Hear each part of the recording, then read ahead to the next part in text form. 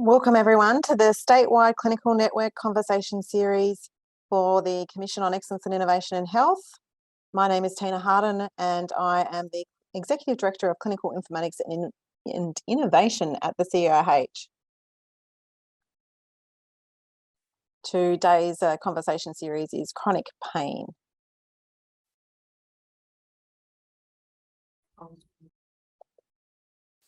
We would like to start by acknowledging that the land that certainly I meet on today is the traditional lands for the Kaurna people, and that we respect their spiritual relationship with their country.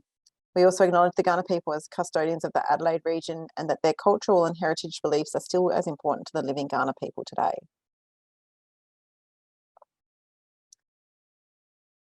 For those of you that are unfamiliar with the CEIH, the Commission on Excellence and Innovation in Health, our vision statement is, together, let's create better healthcare for all South Australians. We are the lead agency for innovation in healthcare in South Australia, and our mission is bringing together consumers, clinicians and other collaborators together to turn ideas into better healthcare.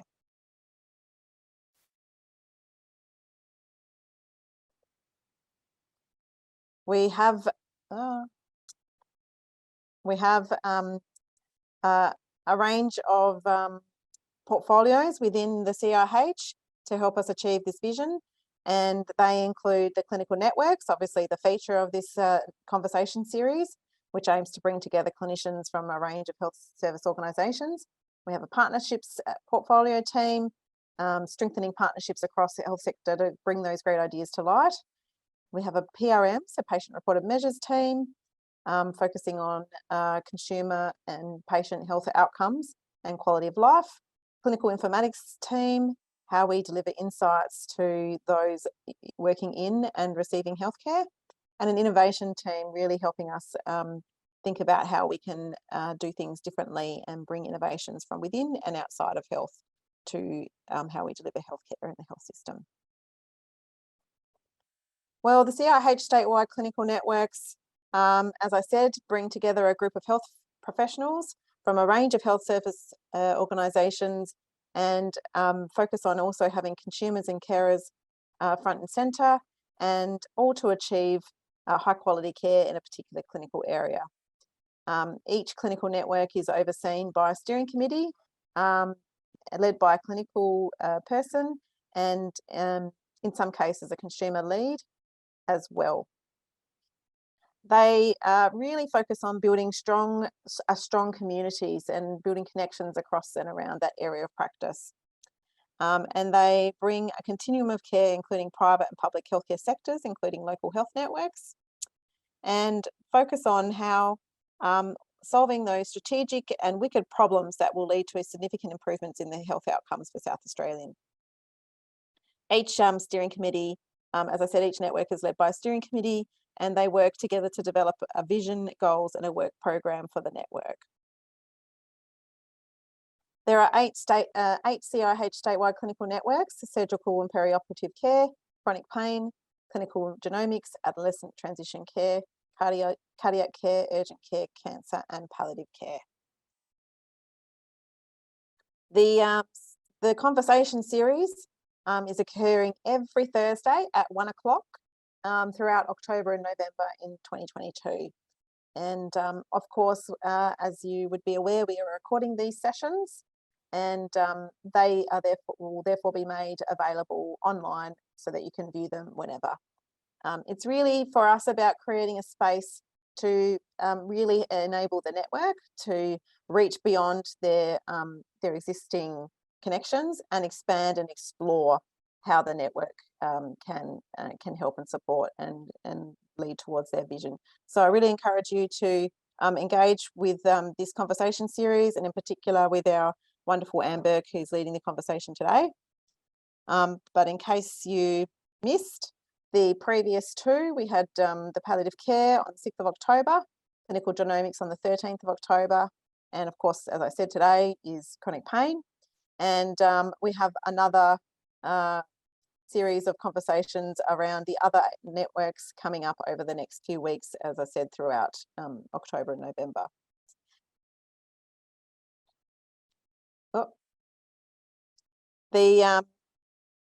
we are about to record the session is currently being recorded. What we will do at the end of Anne's presentation is, who's the network chair for chronic pain, is we will ask you to turn on your cameras, switch off your mics. Wrong way around. Turn on your cameras and switch on your mics, and we'll go into an unrecorded Q&A session and chat session. So I encourage you all, as we go through Anne's presentation today, if you think of a question that you'd really like Anne to help answer for you, to pop it into the chat. And when we get into the Q&A, we will look through the chats and go through your questions. But we'll really encourage you to have a really nice interactive session at the end. So now I will hand over to Anne, our chair of our Chronic Pain Network, and she's going to take you through her presentation today. Fantastic, thanks Tina. I will just share my screen.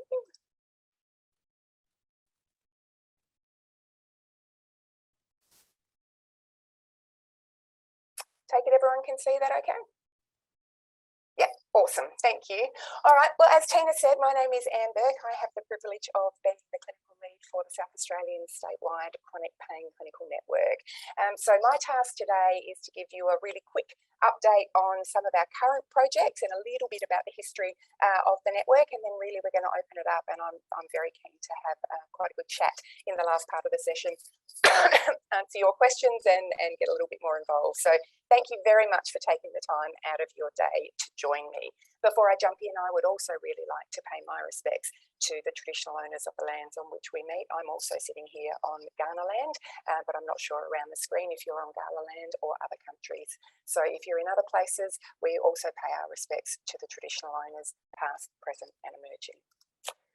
Alrighty, so the team here is really broad. I see myself as working really actively for and collaborating strongly with the entire pain sector, clinicians, consumers, researchers, the gamut. We are supported by two amazing program support officers in Tony and Mariska. They keep me on track and on task every day, which is brilliant. But the way that the CEIH is structured means that we get to draw really broadly on the breadth of skills that are sitting in there. So we've got data and clinical informatics, we've got project expertise, we've got partnership expertise, commissioning expertise. And so really, although there's three of us sitting there as the day-to-day faces, I guess, of the network, we've got a very large group of people working with us, which is fantastic. We're also supported by an amazing steering committee. So you can see that we've got two lived experience representatives there that have a huge wealth of knowledge and expertise linking across national and international sectors. All four of our tertiary pain services are represented, and we've deliberately done that with a different discipline from each service. Three of our key partner agencies, both of our PHNs and Return to Work SA, are involved with our steering committee. And then we've got a brilliant group of clinicians and researchers that, as you can see by their connections after their name there, they span from rural to metro, from public to private, from research to clinician, from paediatric to aged care, range of medical expertise, including pain specialty, addiction medicine, prison health, rheumatology, and a range of allied health professionals. So we deliberately represent our steering committee this way so that the broader public can see who's involved in the steering committee, the connections they have across the sector, so that if you've got particular issues, topics or questions, it might give you some pointers of who you can connect with. And each of these individuals has been asked repeatedly to make sure that when they come to our meetings, while they give their own independent view, they also represent the sector as broadly as they can. So we've asked them to connect and collaborate as widely as possible so that the work that we do as a statewide chronic pain clinical network can be as broadly informed by the sector as possible. Okay, so those of you who have heard me present before, excuse my occasional cough here, those of you who have heard me present before will know that the whole idea of a statewide clinical network is ultimately to make ourselves redundant, that our job is to help the sector collaborate and partner and grow into a community of practice so that together we can partner effectively to improve care.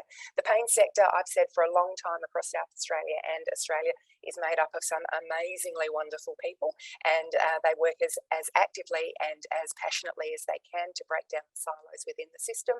Some of that's really tricky to do on a day-to-day basis, so our job is to help them break that down and work together more as a team. So that our vision is that we will achieve a strong, connected and inclusive community of practice which promotes evidence-informed early intervention and management of pain across the lifespan for all South Australians. It's a lofty goal, but that is the remit of CEIH. Think big, imagine hard, and the world will be your oyster. All right, so when the statewide clinical network started a couple of years ago, we started with an early environmental scan to see what we could see or understand about the way that pain was operating and being treated within the system. What that showed us was that the primary pain-related reason that people were presenting to emergency departments was for low back pain. That will be no surprise for a number of you around the screen. So that's led us into what's now become our large primary project at the moment, which is to improve pain care for low back pain across the state. When we delved a little bit deeper into what was happening, what we could see, this is just at hospitals that have the electronic medical record, but it gives us an idea of what's happening in the system, is that of the people that were coming to hospital with low back pain, as you can see, nearly half self-presented, but over a third were coming by ambulance. When we looked at when they were arriving in ED, we could see that most people came Monday to Friday, and they came between the hours of 8 a.m. and 6 p.m. So arguably, this is weekdays when other services should be available to people. Now, we know that there is a range of reasons why access is difficulty, from cost of private services through to GP access and other factors. So this is not said with any judgment at all, but it is a recognition that clearly the system is not working as effectively for people as they need it to be. So often during the day, on weekdays, they're presenting to ED with low back pain. When they get there, ED operates with the Australasian triage scale. And if you look at, we excluded category 1 because that's urgent care, they needed to go straight through. When you look at the presentations for low back pain that were coming in, most of them, 53%, were actually categorised as category 4, which on a visual analogue scale may not be the best measure, but it is the one that's tied to the ATS. That was a moderate pain level of between 4 and 6. The next largest group was category 3, which was classed as severe pain from 7 to 10 out of 10. When we looked at what happened when they came to ED, you could see that very few people got imaging, only 9%. Personally, I found that really reassuring because what we know across Australia is we have a tendency to over-image for low back pain. Tests and scans do not measure pain, they show what's happening in our body, and there's good data that shows that by the age of 30, which I would argue is not very old, over half of us have got some level of disc degeneration. So scans are often not helpful in terms of understanding pain. Now, near on a third of our people got some bloods taken, checked general function, but very little imaging. Very few people also got access to allied health, only 14%. So despite the fact that we have physios and occupational therapists and social workers working actively within our EDs, this patient cohort did not get access to those services. What they did get, though, was that over half were prescribed an opioid. In most cases, that was a prescription rather than a single dose, and the average level that was prescribed, so for those who aren't familiar, opioids are evaluated under what's called oral morphine equivalent daily dose. An average OMED here was 124. So clinically up to about 50, most people are saying, okay, if that's helping and your function's improving, no problem. Between 50 and 75, we're starting to review the impact. Over 75, the guidelines tend to be that we should be reducing opioid level to help improve function. So having an average OMED in our EDs of 124 was much higher than what was anticipated.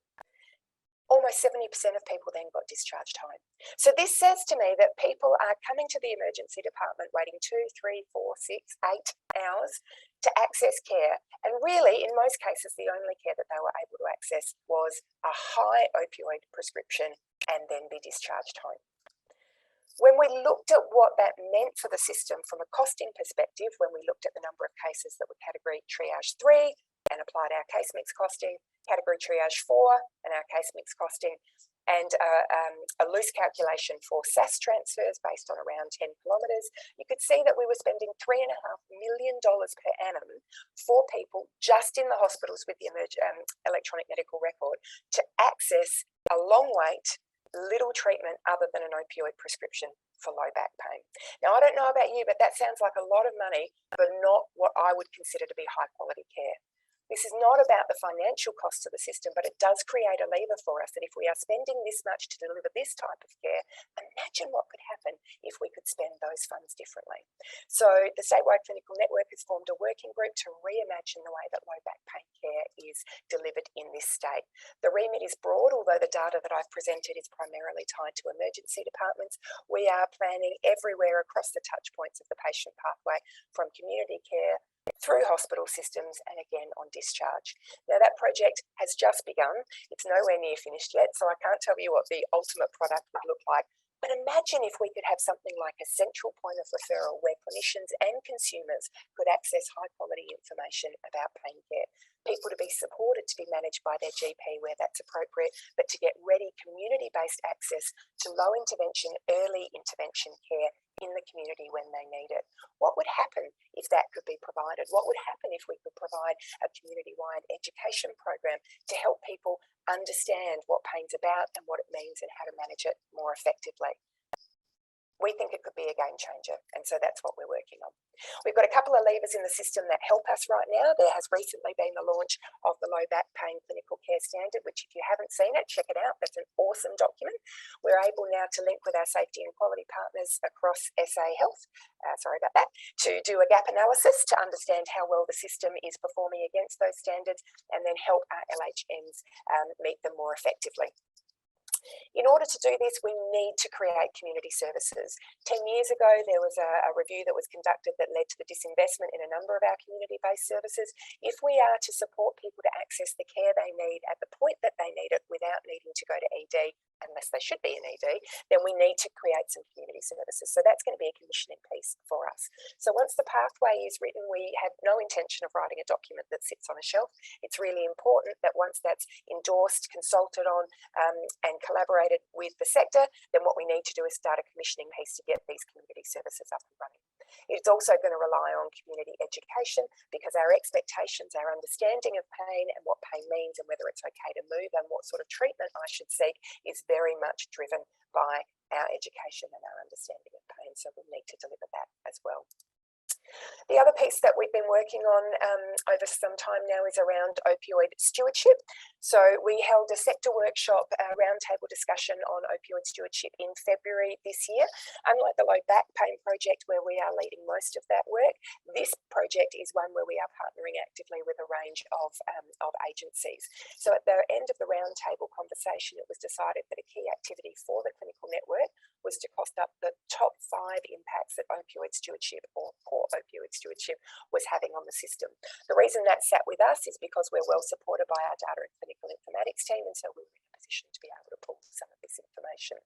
We have already costed up 2 case studies that show the personal, clinical, patient-related impacts and the system impacts of poor opioid stewardship.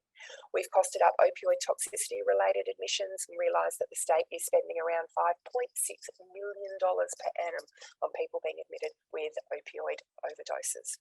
We've also started unpicking the impact of opioids on discharge. As I said, with our low back pain project in the emergency department, a large number of people are being sent home with a very high opioid script, and we will unpack the other 2 over time.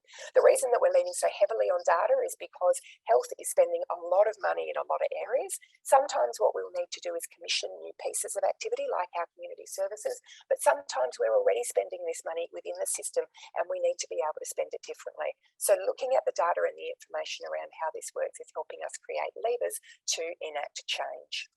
Opioids are often related to discharge delays. We know that if someone comes in on a particular level of opioid, they often can't be discharged safely until they have been brought back down to that dose or below. And quite often our acute pain teams are contacted on the day of discharge or the day before to say this person's going home very soon and we need to help them titrate down their opioid doses. What that means then is someone is often ready for discharge and stays in hospital for a number of days as their dose is adjusted. We know that it would be better for the individual if they could go home, sleep in their own bed and be supported by their family and their friends. And we could support them safely in the community if we had services like transition pain clinics that have been launched in Canada. We've got great clinical information on how transition pain clinics can work and how we can effectively support people on the pathway into hospital pre-surgical, but also on the pathway out. And so now we're working up the model to start talking with our LHN colleagues on how that might look. Opioid stewardship has also had a couple of handy levers of late. The opioid analgesic standards were recently launched, and we are partnering with the Office of the Chief Pharmacist and with our statewide safety and quality people to commence a gap analysis across South Australian hospitals to see how effectively or otherwise we are meeting the standards, and then to take that conversation to an LHN level to help our colleagues improve their performance against these metrics. We've also, as many of you would know, and I could see Karen's online, we've got Script Check SA that has now been launched, and that's helped certainly increase the visibility around safe medication prescribing. This is a project, as I said, that is very much being led in conjunction with others. We are partnering with a range of people, and our LHN activities are being driven by a range of local champions. This is not new work. We've had some people in South Australia working at this, chipping away at this for many, many years, and I commend all of their passion and their expertise and their activities to date, and we're really, really keen and happy to be able to work with them to keep moving this forward. Some of our other activities are more around partnership projects. As I said, some we leave, some we co-work on with others, and others we support from a little more distance. SAPMEA, our medical education colleagues, won a grant from Wellbeing SA to launch a project, EchoCell, which was not chronic pain related, but we started having some conversations with them about whether that could be extended out to chronic pain, and we were able to connect them with the Menzies Institute. A couple of years ago, the government supported $1 million in multidisciplinary pain education, and one component of that was that we should launch a project EchoCell in a state that didn't have one. So being part of the national consortia, I was able to introduce SAPMEA to Menzies. Menzies is now evaluating this program. It's been generously supported by Return to Work SA and Country PHN. And as you can see, I think on Monday next week, we have week 8 of 10. It's been really well received. It's been lovely to watch community-based GPs and allied health professionals collaborate and connect around case studies and learn together. It's a lovely model. And thanks to SAPMEA and our colleagues for launching that. We're also working quite closely with the Menzies Institute around paediatric and adolescent care services. Some of you might be aware, until earlier this year, South Australia did not have a permanently funded tertiary pain service. Thanks to the dedication, commitment and resilience, I think, of our team at the Women's and Children's Hospital, I'm now very happy to say that they've successfully achieved permanent funding, but it's still only a tiny service 3 days a week. There is limited visibility of the prevalence of pain in the paediatric or adolescent community, and there are very few models of community-based care. So we're partnering with Menzies. We've had support from Wellbeing SA, both of our PHNs, our Women's and Children's hospital colleagues, and indeed colleagues around the nation. We've got some Sydney clinicians as part of our expert steering committee as well, to really make sure that we can co-design with our consumer partners a model for community-based early low intervention community care for pain in the adolescent community. That's going through a grant process at the moment, and we hope to be able to move that forward shortly. We're also partnering with ROSA, the Registry of Senior Australians, to be able to unpick a little bit more about what's happening from a pain management and an opioid stewardship perspective in aged care. Data is central to all we do, as I've said on a number of occasions. I think it's really important, if we're going to enact change, that we take the time to understand what's happening in the system as well as possible, that then we make sure that the solutions that we design actually meet the needs of the system and the community. But we also need to be able to circle back and evaluate what we've been doing to check that it's had the impact that we expected it to, and if not, to reshape it. So data and research are central to everything. All of the time that we're pulling information, we're trying to make concerted efforts to publish that. If it's been useful for us, then it's a reasonable expectation it will be useful for other services. Not everybody has access to teams like we have here in CEIH, so we're trying to make sure that that information becomes as publicly accessible as possible so that we can help as many services as possible.